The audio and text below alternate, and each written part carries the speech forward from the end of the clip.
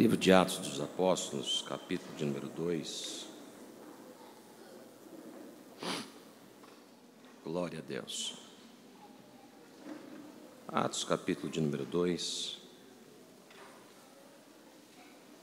versículos de 42 ao 47.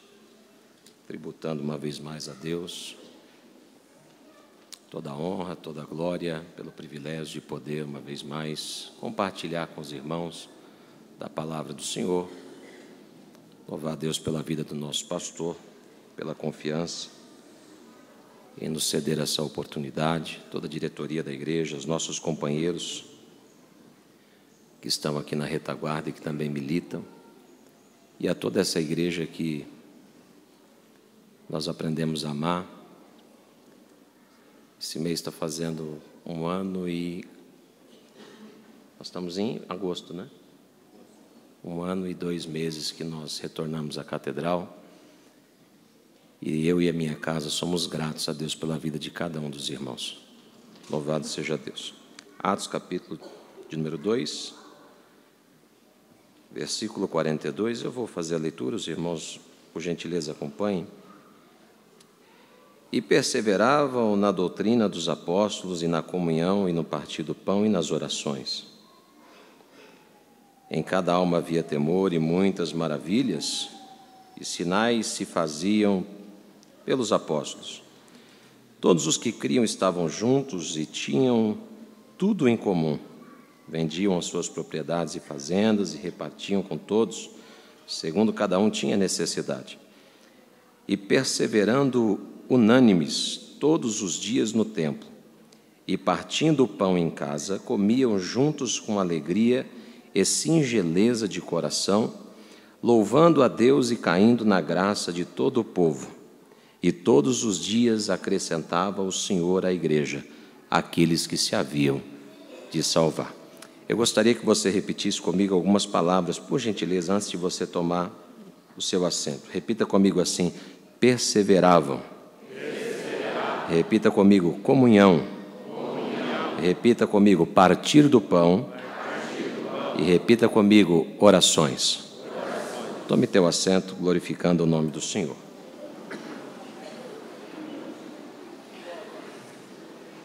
Eu gostaria de compartilhar com os irmãos essa noite 4 fundamentos que nós identificamos na igreja primitiva.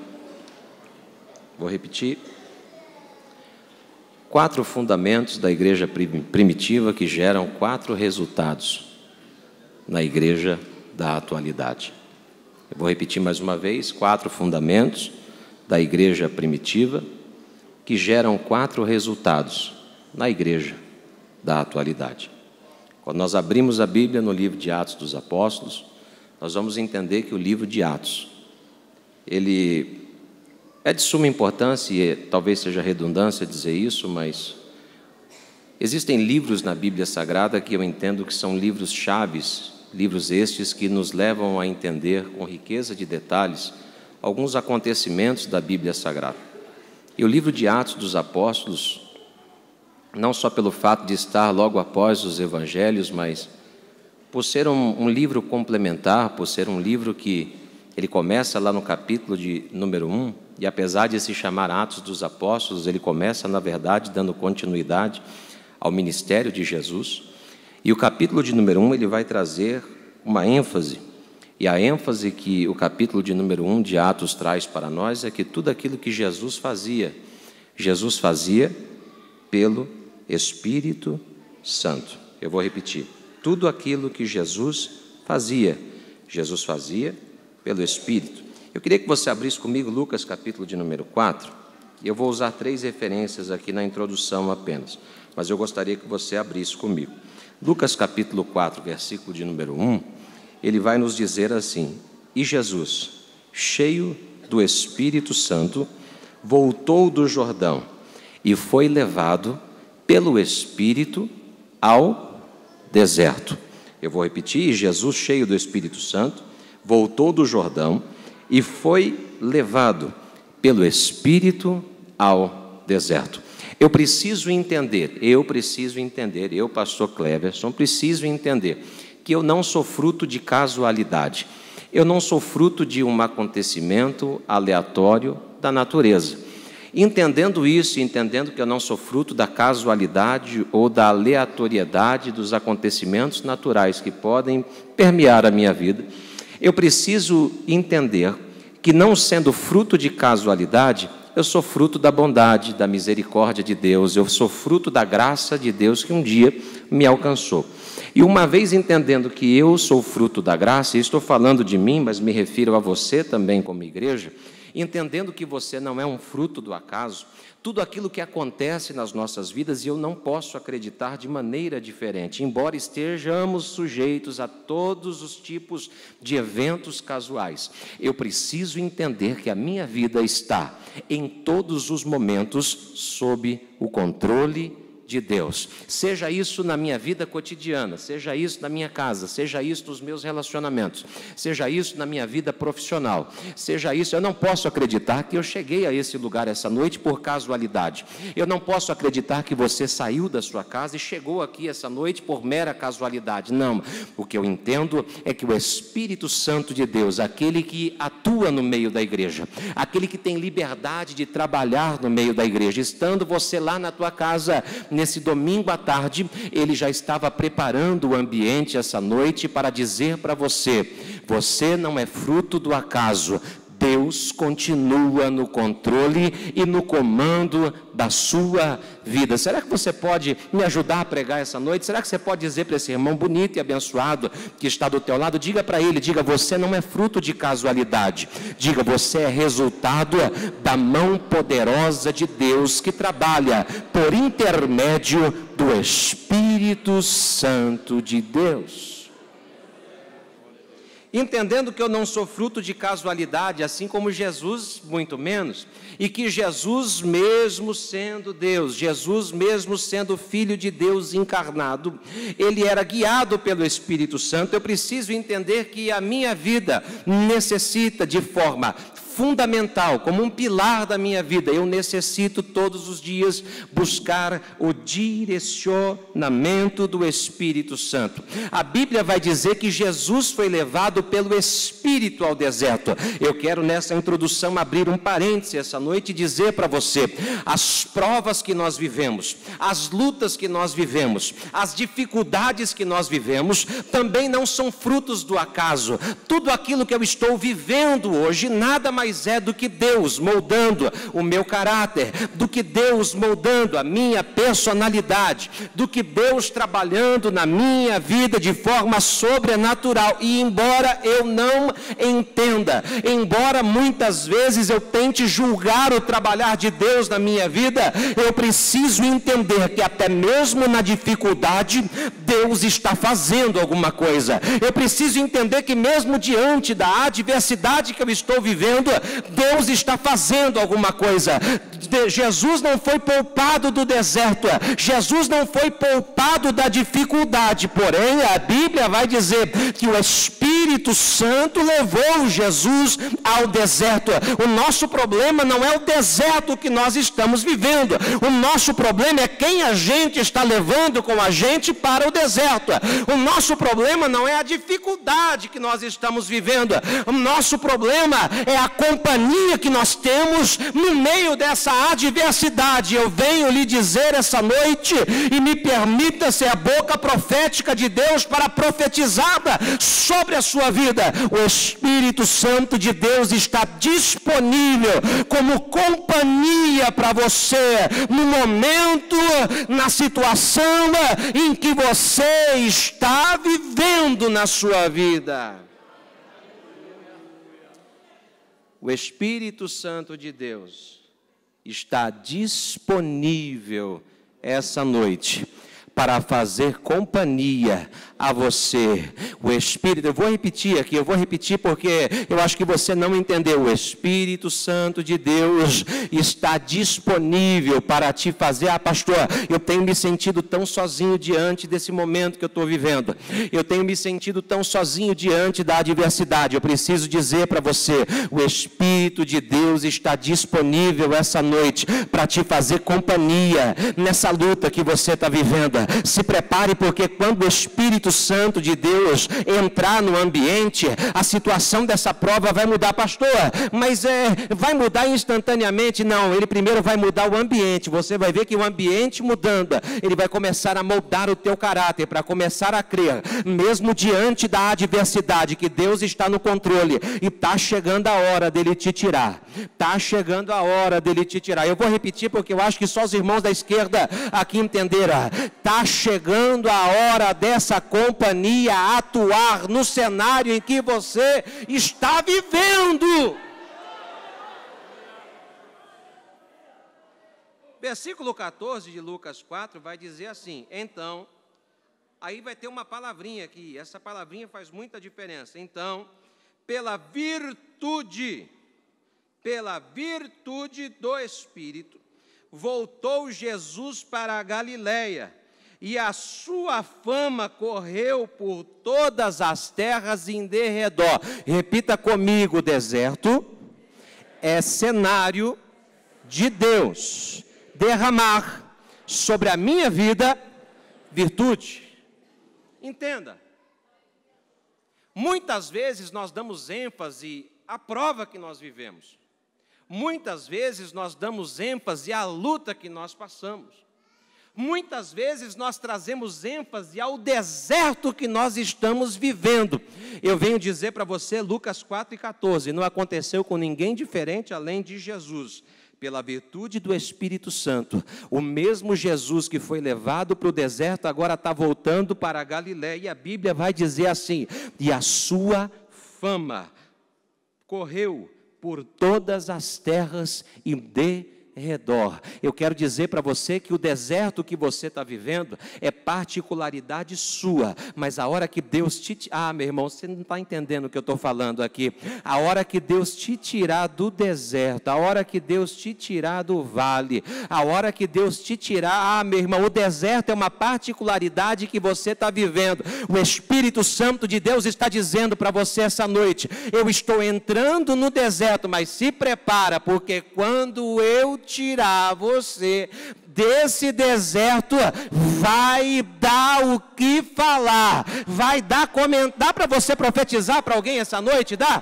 Cutuque esse irmão abençoado aí, seja profeta na vida dele essa noite. Faça isso aqui para o teu companheiro de altar também. Diga: estão vendo você no deserto hoje, mas esse deserto que você está vivendo nada mais é do que Deus te enchendo de virtude, porque quando sair do deserto, se prepara, a notícia vai correr.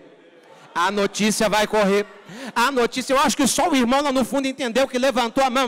Dá para levantar a mão, porque eu estou profetizando, eu estou dizendo para você: a notícia vai correr, vai chegar onde você nem imagina. E que notícia é essa? É que aquele mesmo crente que estava no vale, agora está saindo do vale com virtude. Com virtude. Com virtude. Será que tem um crente aqui que quer sair? Quer? Então receba de Deus a virtude que você precisa para passar esse deserto.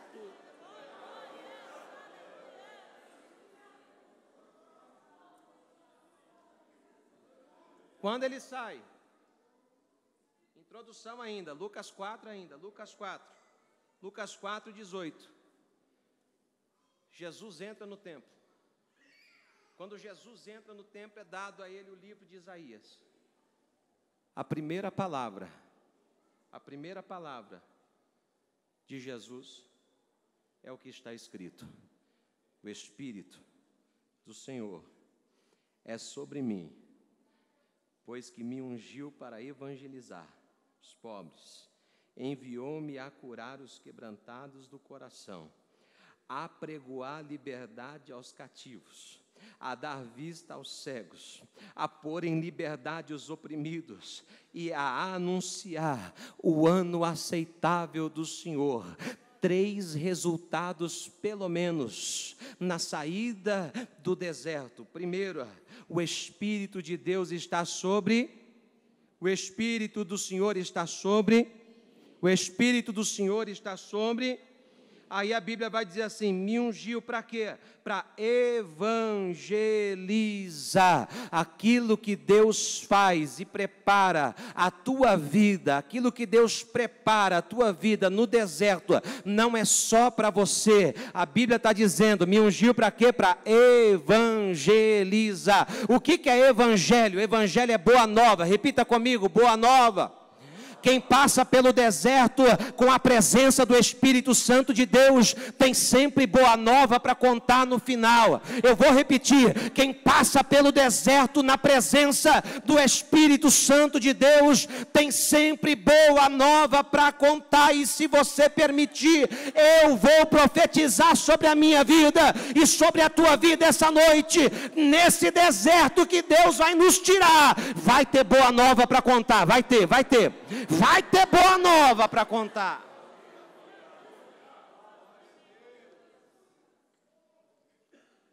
Me enviou a curar. Repita: o Espírito Santo vai me usar como instrumento de cura para aqueles que estão doentes.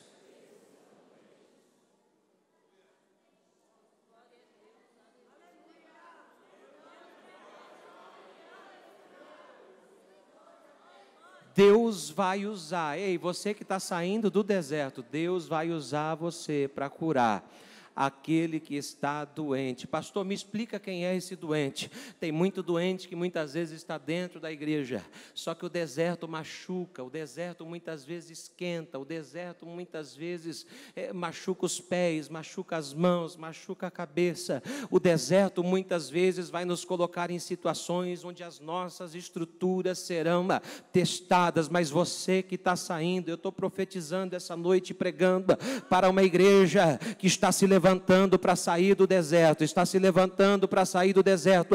Deus está dizendo para você: se prepara, além das boas novas que você vai contar, o teu testemunho vai servir de cura para muita gente vai ser curada só de ouvir aquilo que Deus está fazendo na tua vida. Se prepara, porque, pastor, mas eu não sei falar, pastor, eu não sei, eu não tenho dificuldade para me expressar. Fica tranquilo, o testemunho daquilo que Deus vai fazer na tua vida será suficiente para curar muito doente no meio da tua casa, no meio da tua família, no meio desta igreja. Se prepara com o testemunho que você vai contar, porque Deus está dizendo: será instrumento de cura para aqueles que estão doentes. Apregoar liberdade ao cativo.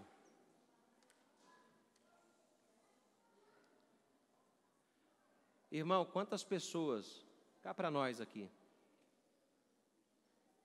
só entre nós, quantas pessoas estão vivendo uma vida, muitas vezes pior do que aqueles que estão de fato aprisionados. A pior prisão que tem não é... Eu nunca tive preso. Eu imagino que ficar preso em um cárcere deve ser uma situação horrível. Mas eu já tive que me relacionar com pessoas que tinham dificuldade de sair da própria casa. E elas faziam da casa delas prisões. As pessoas tinham medo de sair de casa, medo de andar na rua, medo de pegar um ônibus, medo de pegar um metrô. Eu tive que atender uma pessoa há alguns dias no meu escritório. E essa pessoa chegou para mim e para chegar no meu escritório ele tinha que passar por um túnel. Quem conhece ali a Avenida Juscelino Kubitschek, para você sair da Marginal e entrar na Juscelina, ali no Itaim, você tem que passar por um túnel. E o trânsito parou. E ele ficou mais ou menos 20 minutos ali dentro do túnel. E quando ele chegou no escritório, eu vi ele pálido, eu vi ele suando, eu vi ele numa situação desagradável. Perguntei para ele: mas o que é que está acontecendo? O que aconteceu? Ele falou: não, o trânsito parou no túnel. E eu estava a ponto de deixar o meu carro lá no túnel e sair correndo. Por um sentimento de angústia, parecia que eu ia morrer dentro do túnel. E tem gente muitas vezes vivendo desse jeito. Tem gente que às vezes está preso dentro de casa. Tem gente que está nos ouvindo pela internet hoje, que não teve força de sair de casa e vir para um culto aqui como esse. Não teve oportunidade de ouvir essa palavra ao vivo e captar, porque, irmão, assistir o culto pela internet é gostoso, mas esse ambiente aqui é diferente, irmão, é só a gente que capta aqui ao vivo. Você sabe disso, e tem gente que não consegue sair de casa, tem gente que fica aprisionado dentro de casa porque não consegue sair, mas Deus está dizendo para mim essa noite, o Espírito Santo de Deus que está atuando nesse ambiente, vai nos usar como instrumento de cura, para aqueles que não conseguem chegar aqui, e esses vão testemunhar daquilo. Irmão, eu estou pregando para a igreja da última hora, eu estou debaixo da palavra do presidente essa noite, eu tenho tido esse sentimento também, pastor, que nos últimos dias Deus quer promover um grande reavivamento, mas é um reavivamento de verdade, irmão, não é aquela coisa só de pular dentro da igreja, não é só aquela coisa de sair correndo, nada disso, não é só movimento, mas é um avivamento de verdade, que desperta a gente à santidade, que desperta a gente a orar, que desperta a gente a evangelizar, que desperta a gente a sentir a dor do outro, como se fosse nossa, que desperta a gente para viver um novo tempo, e para ser instrumento de Deus no nosso trabalho, para ser instrumento de Deus nas nossas escolas, para ser instrumento de Deus no nosso bairro, para ser instrumento de Deus na terra. Eu não sei se tem um crente aqui que acredita nisso, mas eu acredito. Eu quero ser um instrumento de Deus para o avivamento dessa última hora, e para isso, meu irmão, é necessário que haja espaço para a atuação do Espírito Santo de Deus sobre a tua vida. Ele vai te capacitar, Ele vai te instruir, Ele vai te ensinar, Ele vai te munir de ferramentas, e se você acreditar essa noite, você pode sair daqui como uma verdadeira arma nas mãos do Espírito Santo de Deus, para promover um novo tempo nessa terra. Quem acredita nisso? A atuação do Espírito Santo, ela respeita alguns princípios. Repita comigo, princípios. Nós precisamos entender que, com base nos princípios em que fomos formados, nós que acreditamos que o ser humano é tricotômico, ou seja, ele é dividido em 3 partes, nós acreditamos que nós somos compostos por espírito, alma e corpo. Repita comigo, espírito, alma e corpo. Quando nós entendemos isso, nós vamos entender também que o Espírito Santo de Deus, para trabalhar, ele respeita a forma como nós estamos compostos. E para isso, ele precisa trabalhar em 3 características nossas. 3 características. Para que os fundamentos, que é o que eu quero falar aqui já já, para que os fundamentos que foram derramados sobre a igreja primitiva tenham ação sobre a nossa vida, o Espírito Santo precisa trabalhar pelo menos em 3 características nossas. A primeira característica que precisa ser trabalhada é a nossa personalidade. Repita comigo, personalidade. Todos nós somos indivíduos. Todos nós somos diferentes. Cada um de nós temos a nossa identidade. A nossa identidade, agora quando você vai viajar, antigamente não precisava. Antes a gente entrava no avião, irmão, eu já entrei em avião errado.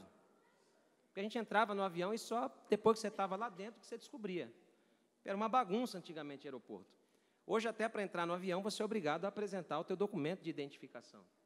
Você apresenta ali a tua passagem, teu documento de identificação. Essa é a tua identidade. Agora, a tua identidade é aquilo que os outros veem em você. É aquilo que as pessoas veem em você.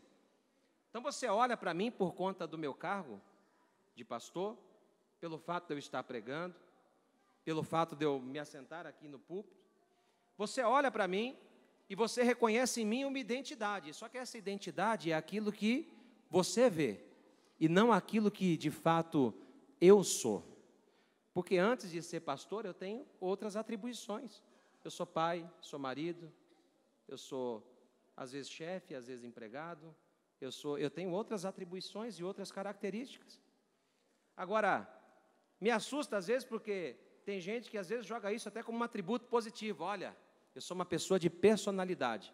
Eu quero dizer para você que personalidade é uma capa, é a identidade que as pessoas veem em você. Agora, a segunda característica que nós temos é chamada de caráter. Repita comigo, caráter. Caráter é aquilo que eu sou quando ninguém está vendo. Então, o Espírito Santo de Deus, ele precisa trabalhar na minha personalidade. Ele precisa trabalhar no meu caráter. Mas aí vem o grande desafio. Tem uma terceira característica que é temperar. Irmão, temperamento é um negócio difícil. Coisa difícil é quando a gente fala de temperamento. Eu sou uma pessoa, quem olha para mim às vezes acha que eu sou calmo.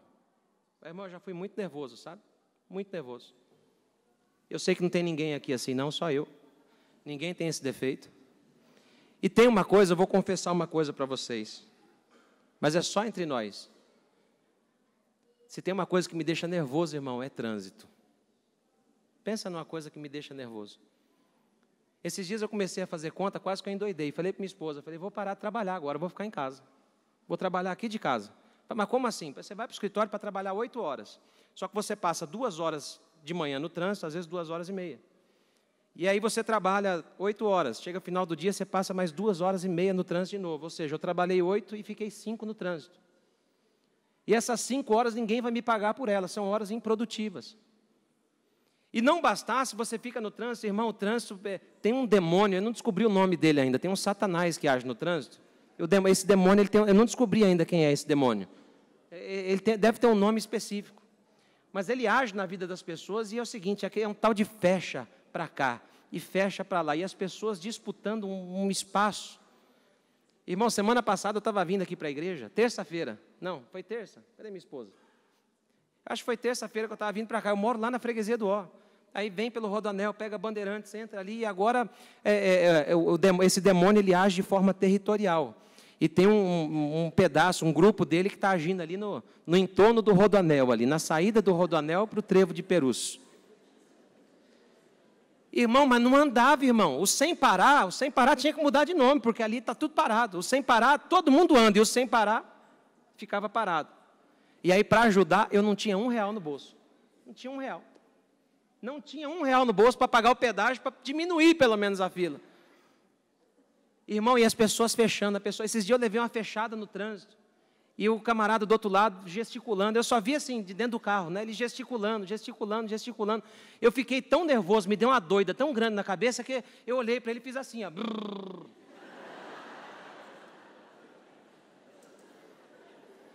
Eu falei, xingar não posso, pessoa crente. Descer para brigar também não vou, gesticular muito menos. Então, irmão, eu fiz igual Davi quando queriam matar ele. Deu uma doida em mim, eu comecei. Porque eu conheço o meu temperamento.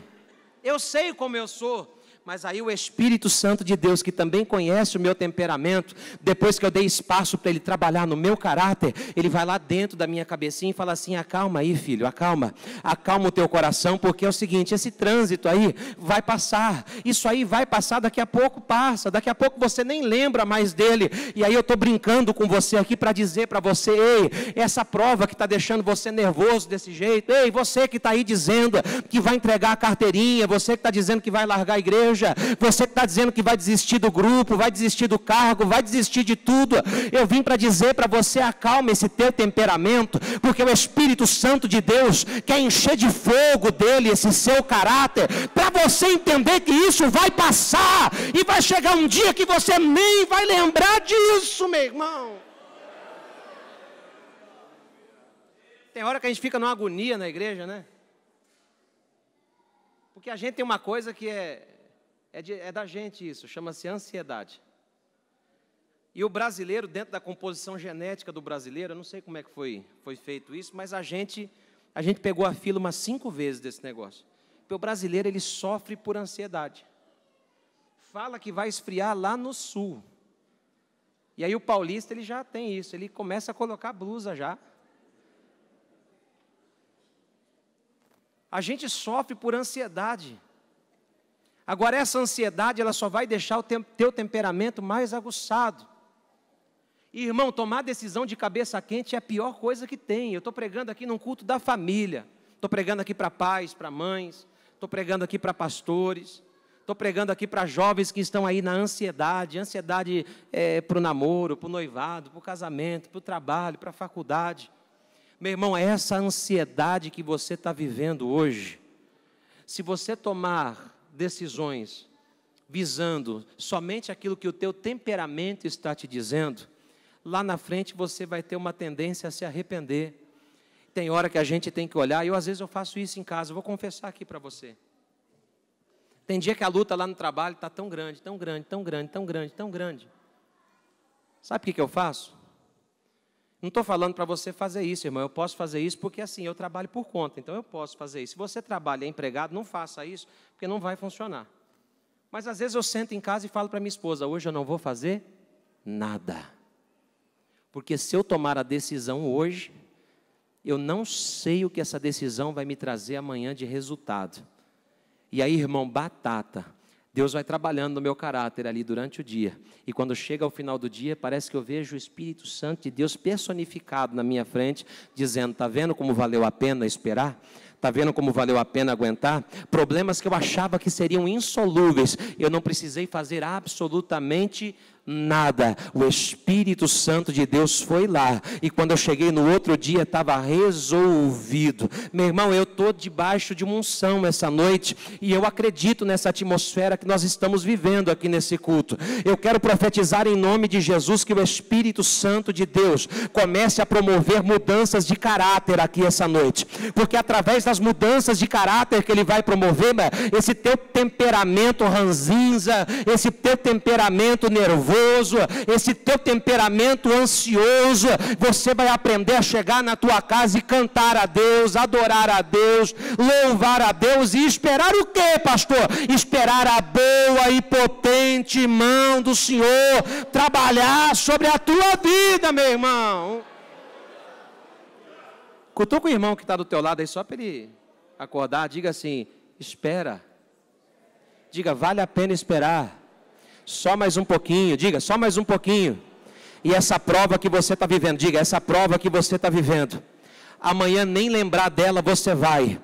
De tanta coisa boa que Deus tem para você, de tanta coisa boa que Deus tem para a tua casa, de tanta coisa boa que Deus tem para a tua família, de tanta coisa boa que Deus tem, eu vou ficar repetindo aqui, até os pentecostais acordarem, de tanta coisa boa que Deus vai fazer.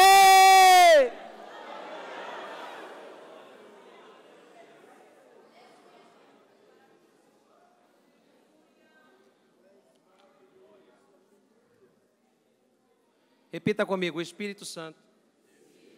Ah, eu não ouvi. Diga, o Espírito Santo. Comanda. Diga, a alma acompanha e o corpo obedece. Se a gente conseguir seguir essa ordem, agora qual que é o nosso problema? O nosso problema é que a gente está vivendo o inverso. O nosso problema é que o corpo comanda, a alma acompanha, e aí o Espírito nem espaço para atuar tem para ele. Ele é obrigado a assistir de bastidor.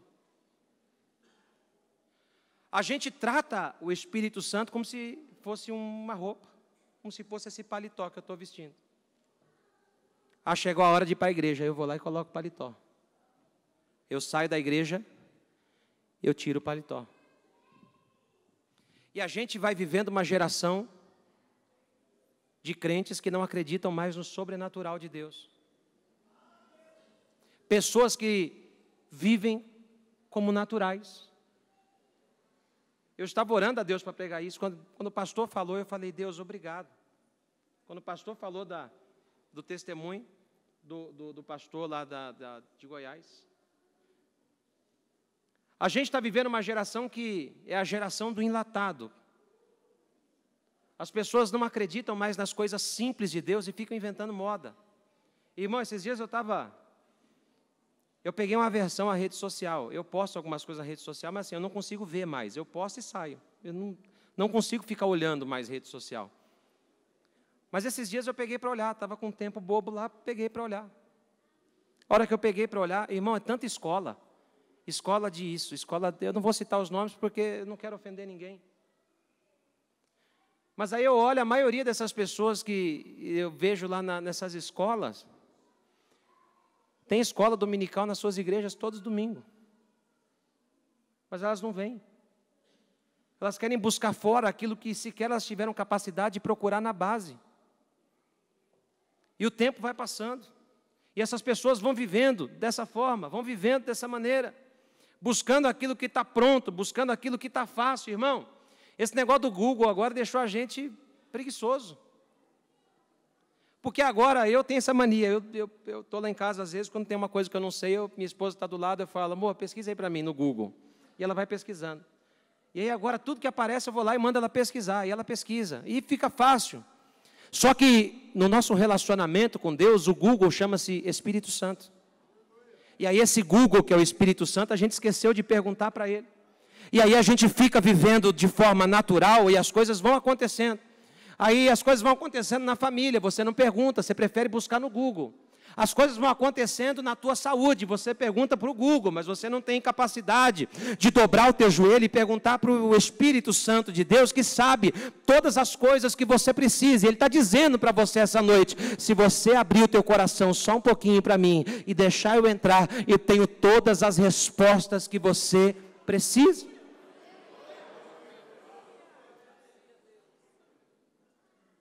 A Bíblia vai dizer, e eu preciso encerrar rápido, mais 10 minutos, e aplicar. Quando a gente vai para Atos 42, quando a gente volta no texto, Atos 2, versículo 42, a Bíblia vai dizer que eles perseveravam. Repita comigo, perseverança. Não é uma qualidade para qualquer um. Diga perseverança. Eu não compro no supermercado. Diga perseverança. Eu não faço download na internet. Diga perseverança. Está ligada diretamente ao meu conhecimento de Deus.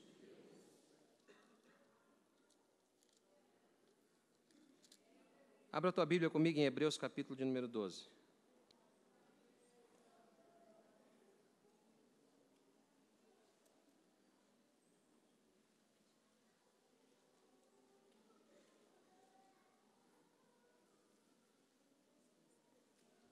Hebreus capítulo de número 12, versículo de número 1 e 2, que vai dizer assim: portanto, nós também, pois que estamos rodeados de uma tão grande nuvem de testemunhas, deixemos todo o embaraço e o pecado que tão de perto nos rodeia, e corramos com paciência a carreira que nos está proposta, olhando para Jesus, autor e consumador da fé, o qual, pelo gozo que lhe estava proposto, suportou a cruz, desprezando a afronta, e assentou-se à destra do trono de...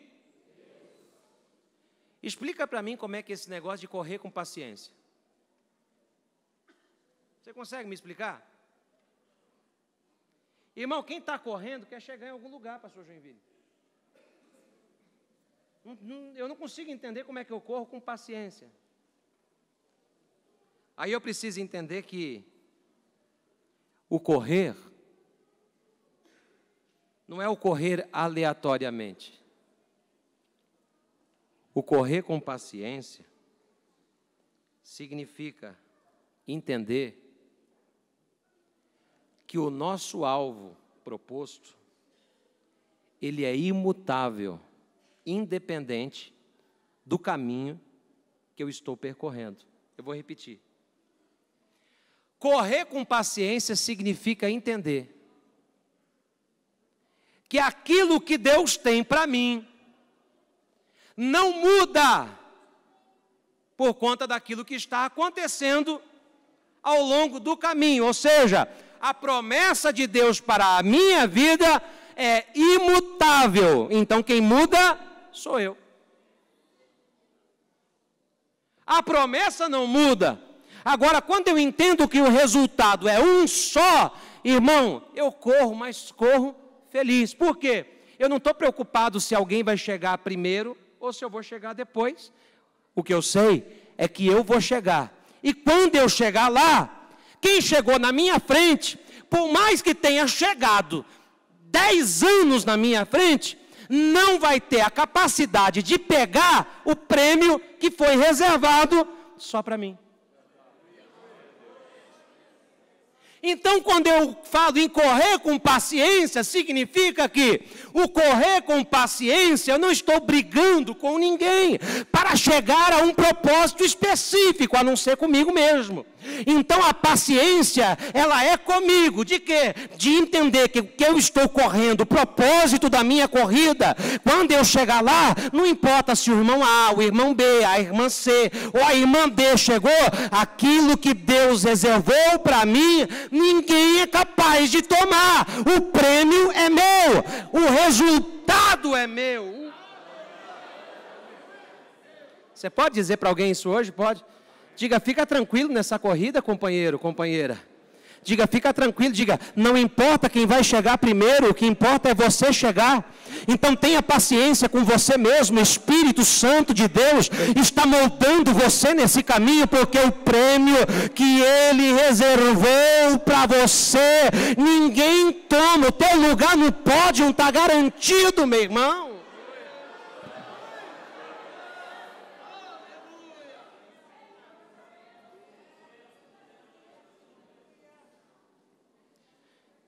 Repita comigo, perseverar. Não é apenas esperar. É continuar crendo, mesmo na adversidade. Perseverança é um negócio complicado, irmão. É difícil. Eu trabalhava numa empresa que todos os anos tinha a famosa avaliação de desempenho. E com base nessa avaliação de desempenho eram feitas as promoções anualmente. E aí eu comecei a ficar preocupado, porque quando a gente chega num determinado nível gerencial, de diretoria, assim, as pessoas, você tem mais acesso àquilo que acontece. E eu tinha alguns aconselhados, a gente era obrigado a aconselhar pessoas de determinados níveis da carreira, para que elas fossem promovidas. E aí eu pegava as avaliações dos meus aconselhados para revisar. E aí eu comecei a analisar a avaliação deles e vi o quanto eles tinham dificuldade de falar de si mesmos. E ao invés de enaltecer aquilo que eles estavam fazendo, eles estavam procurando defeitos naquilo que os outros estavam fazendo. Por quê? Repita comigo, medo da concorrência. E a gente tem a mania, irmão, infelizmente, de trazer para as nossas vidas essas concorrências.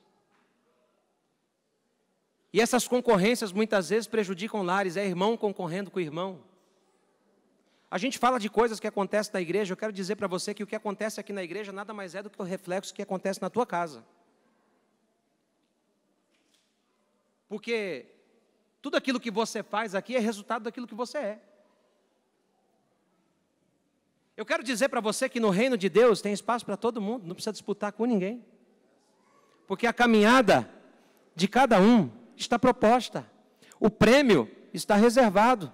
Então, o que eu preciso entender é que com paciência eu continuo correndo, mas eu vou chegar no meu propósito. Pode ser que o meu propósito seja diferente do propósito do meu irmão. Pode ser que o meu propósito seja diferente do propósito da minha irmã. E a gente vai entrar em outro problema, que é a bendita da inveja. Irmão, o invejoso é um negócio complicado, porque o invejoso ele não quer aquilo que você tem, o invejoso ele quer ser você, e não tem como. Porque um carro ele compra, uma roupa ele compra. Aquilo que é tangível é fácil de se adquirir. Agora é difícil ser quem você é, quem nós somos. Só nós temos a capacidade de ser. Aí o Espírito Santo de Deus entendendo isso, o Espírito Santo de Deus trabalhando nisso, ele vai ao teu coração muitas vezes que acaba sofrendo com esse tipo de mal, com esse tipo de evento que acontece muitas vezes na nossa vida, e faz você entender que você é único, e o tratamento do Espírito Santo de Deus com a tua vida é único.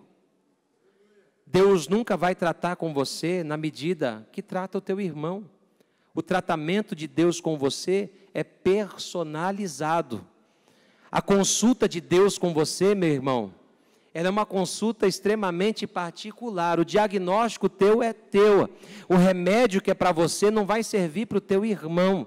Então eu preciso dizer para você essa noite, debaixo dessa mensagem que eu estou pregando, que a perseverança é um atributo. A perseverança é um atributo. A perseverança, eu vou repetir, é um atributo. E esse atributo é para poucos. Muitos vão parar no meio do caminho e vão colocar como desculpa a inveja, as calúnias, os levantes. Meu irmão, para quem não quer, sempre vai ter uma desculpa. Mas para aqueles que confiam no Senhor, a Bíblia diz que eles renovarão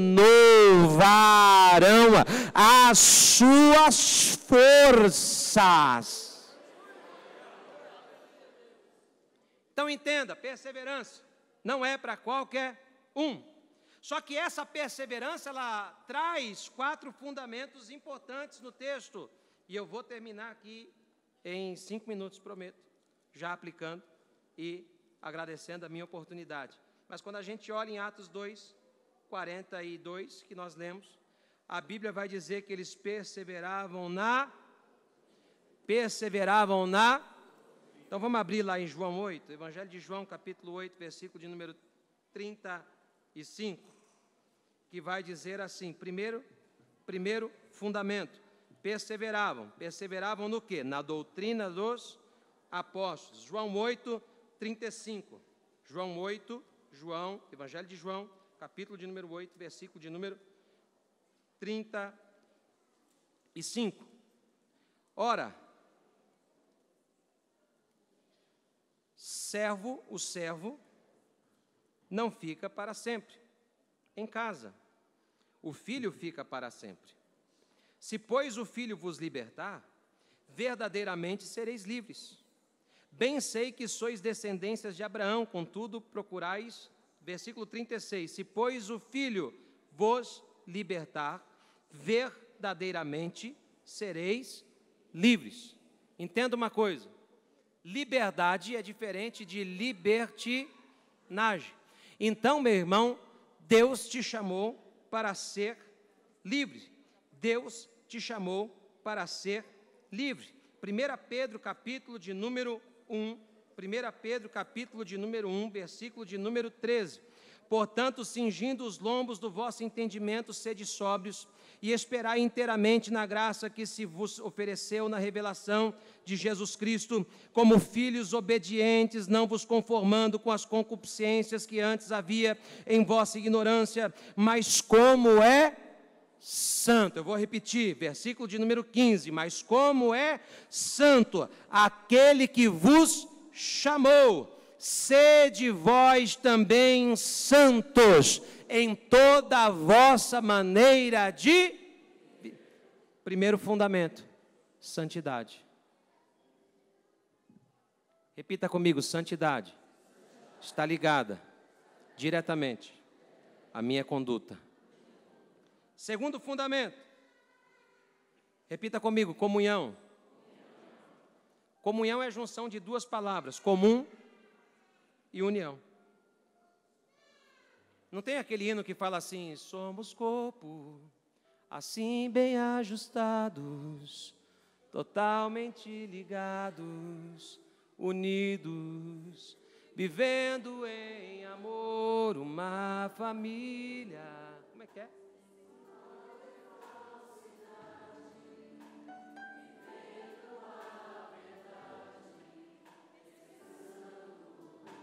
A glória do Senhor.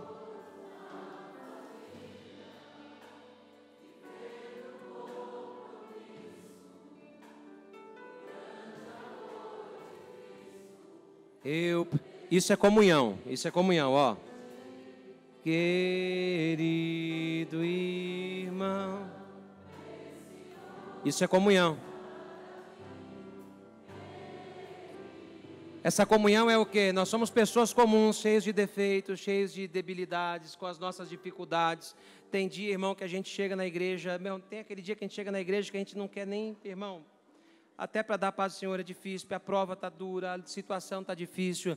Mas aí quando pessoas comuns se reúnem em um ambiente sobrenatural como esse, o Espírito Santo promove a unidade de pessoas comuns, como nós somos, e essa comunhão que vai tomando todo o ambiente, ela começa a nos fazer esquecer da debilidade do irmão, da fraqueza do irmão, da deficiência do irmão, e a gente entende que debaixo de um ambiente onde há comunhão, onde há unidade, Deus começa então a trabalhar na dificuldade de cada um, no caráter de cada uma, e começa a promover mudanças que vão atingir não só a minha individualidade, mas vai atingir e ter o reflexo disso na vida da igreja como um todo. Repita comigo: aquilo que o Espírito Santo de Deus fizer em mim, vai atingir aqueles que estão do meu lado, pelo vínculo da comunhão que há no corpo de Cristo. Você pode pegar na mão dessa pessoa que está do teu lado, pode? Aperte a mão dela aí, se não arrancar um aleluia, arranca um ai que está valendo. Vai, diga para ela bem forte, diga: a nossa unidade vai fazer com que nós, como pessoas comuns, atinjamos um patamar incomum. E esse patamar é de pessoas comuns, mas cheios do Espírito Santo de Deus, para viver resultados sobrenaturais.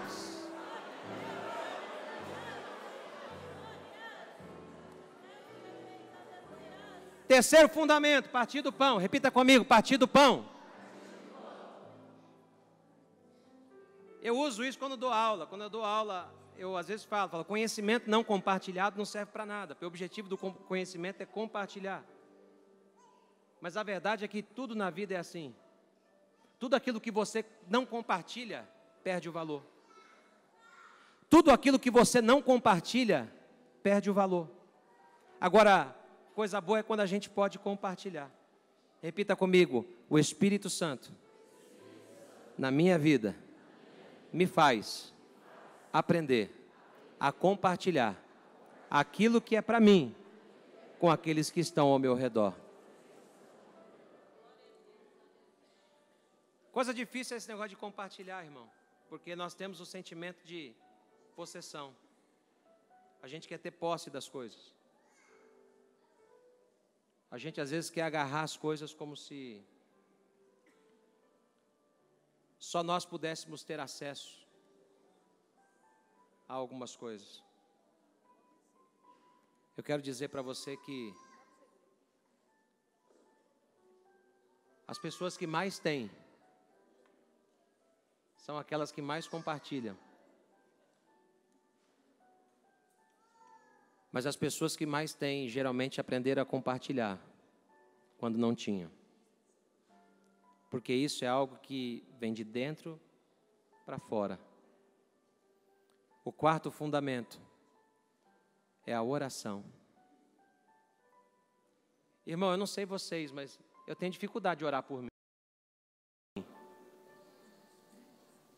Eu tenho dificuldade, eu não consigo. Senhor, me abençoa, Senhor. Eu tenho dificuldade de orar por mim. Agora me dá o nome de alguém e eu vou arrumar tanta coisa para orar. E não é verdade, irmão? Não é difícil falar da gente? Não é difícil abrir o nosso coração e falar das nossas necessidades? Geralmente a gente olha assim: Senhor, o Senhor sabe do que eu preciso. Irmão, Ele sabe. De fato, Ele sabe. Mas é mais fácil a gente falar da necessidade do outro do que abrir o nosso coração e falar da nossa necessidade. Eu preciso que você entenda que se esses quatro fundamentos, que fundamentos são esses? Eles perseveravam na doutrina dos apóstolos, na santidade, 1 Pedro 1,13. Comunhão, segundo fundamento. Partir do pão, terceiro fundamento. Na oração, o quarto fundamento. A Bíblia vai dizer que enquanto Pedro estava preso, Atos capítulo de número 12. Repita comigo: a igreja fazia constante oração por Pedro. Posso colocar o povo de pé? Você pode ficar de pé comigo?